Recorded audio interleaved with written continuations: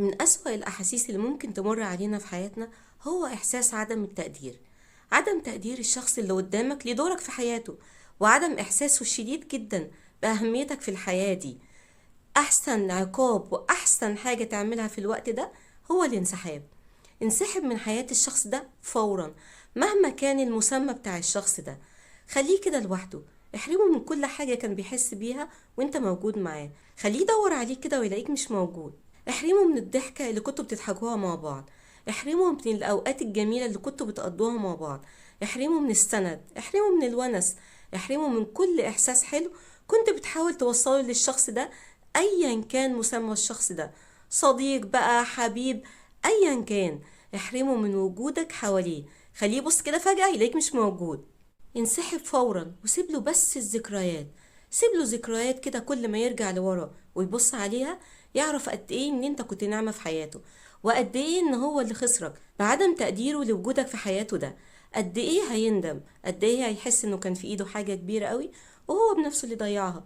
ضيعها بعدم تقديره للشخص اللي كان موجود في حياته ومالي عليه الحياة دي. خليه يحس قد ايه ان هو كان متهور في اللحظة اللي قرر فيها ان انت ملكش اهمية وان وجودك زي عدمه.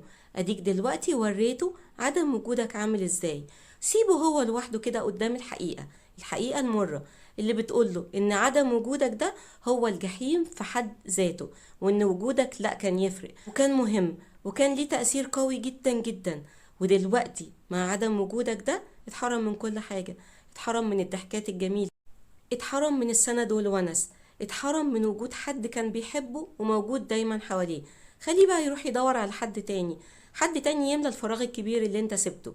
ولو هو حتى مش عاوز يعترف بان هو غلط، صدقوني بينه وبين نفسه بيقعد كده ويعرف ان هو غلط، وانه ضيع من ايده حد كان بيحبه قوي وكان كين قوي ان هو يفضل معاه طول العمر. ايا كان بقى المسمى بتاع الشخص ده، حتى ولو كان بس صديق، ابعدوا عنهم وخلوهم لوحدهم يحسوا كده قد ايه ان هم ضيعوا صداقة كان ممكن تعيش العمر كله. قد ايه ان هم ضيعوا حب مش هيلاقوا زيه تاني. قد ايه ان هم ضيعوا ونس وشخص كان موجود دايما عشانهم، ودايما كان بيحاول بقدر الامكان ان هو يسعدهم ويبسطهم.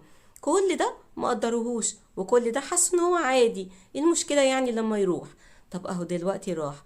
ورونا بقى دلوقتي هتعيشوا من غير الاحاسيس دي ازاي. صدقوني هيندموا جدا.